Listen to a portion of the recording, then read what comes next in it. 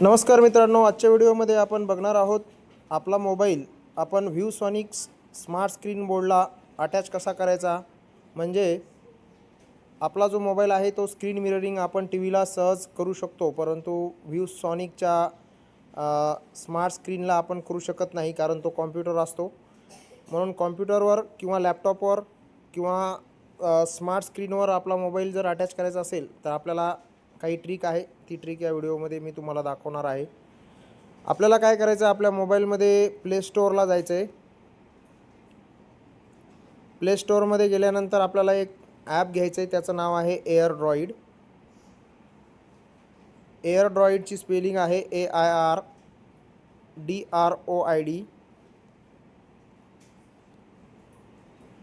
बघा, या ठिकाणी हा लोगो आहे। हा लोगो असलेलं ॲप आपण आपल्या मोबाईलमध्ये इन्स्टॉल करायचं आहे।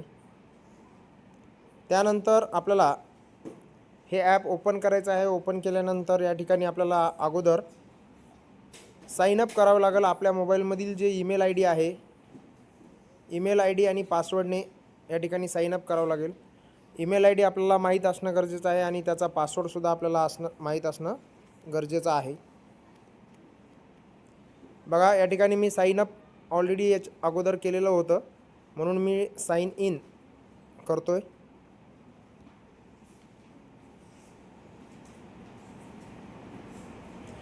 साइन इन करत असताना या ठिकाणी या ईमेल आय डीवर एक कोड गेलेला आहे, तो आपल्याला ईमेलमध्ये जाऊन तिथे टाईप करावा लागेल।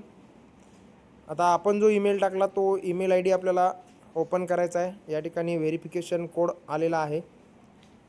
हा जो व्हेरिफिकेशन कोड आहे एअरड्रॉइडचा, तो आपण व्हेरीफाय करणार आहोत। व्हेरिफिकेशन सक्सीड झालेला आहे। आता आपण परत एकदा एअरड्रॉइडला जाऊया आणि साइन इन करणार आहोत। बघा, या ठिकाणी ॲपमध्ये साइन इन झालेला आहे।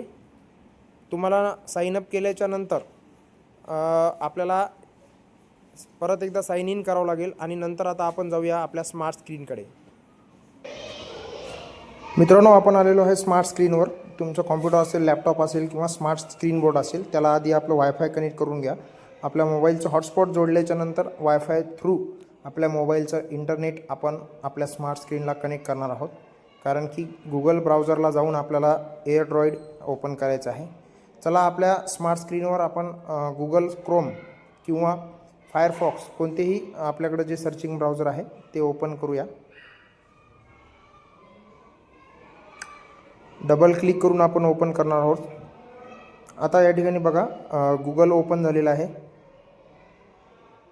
गुगलमध्ये आपल्याला टाईप करावं लागेल एअरड्रॉइड। जे ॲप आपण मोबाईलमध्ये घेतलं तीच वेबसाईट आहे एअरड्रॉइड। एक नंबर एअरड्रॉइड आहे बघा, AIRDROID।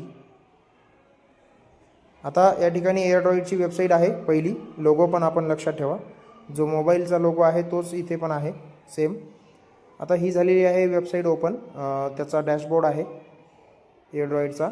बाकीच्या नोटिफिकेशन कट करून टाकूयात आपण।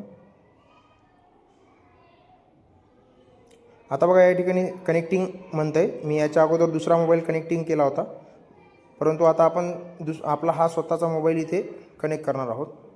आता अगोदर तुम्हाला साइन आउट करून परत लॉग इन करून दाखवतो मी। बघा, आता या ठिकाणी जेव्हा तुम्ही नवीन करताय तेव्हा तुम्हाला असा कोड आलेला होता आणि मोबाईलमध्ये आलो आहे आपण। आता आपल्या मोबाईलमध्ये एअरड्रॉइड ओपन केलं, त्यामध्ये एअरड्रॉइड वेब हा जो स्कॅन करणारा जो आपला लोगो दिसतोय, त्या स्कॅनिंगच्या लोगोला क्लिक करायचं। बघा, टी व्हीवरचा जो कोड आहे तो स्कॅन झाला मोबाईलमध्ये आणि साइन इनवर आपण क्लिक केलं। साइन इनवर क्लिक केल्याच्या नंतर आपला मोबाईल स्कॅन झालेला आहे आणि साइन इन झालेला आहे, कॉम्प्युटरसोबत आता कनेक्ट होणार आहे। बघा, आता आपण एकदा परत स्मार्ट स्क्रीनवर जाऊया, तिथे कोणता ऑप्शन आपल्याला क्लिक करायचा ते दाखवतो।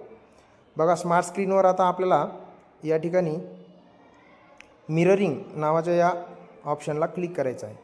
मिररिंगला क्लिक केल्याच्या नंतर बघा, साइन इन झालं अगोदर। आता मिररिंगला क्लिक केलं की आता या ठिकाणी स्टार्टला क्लिक करायचं आहे, स्टार्ट नाऊला। आता आपल्या मोबाईलवर सुद्धा स्टार्ट नाऊ नावाचा ऑप्शन येईल।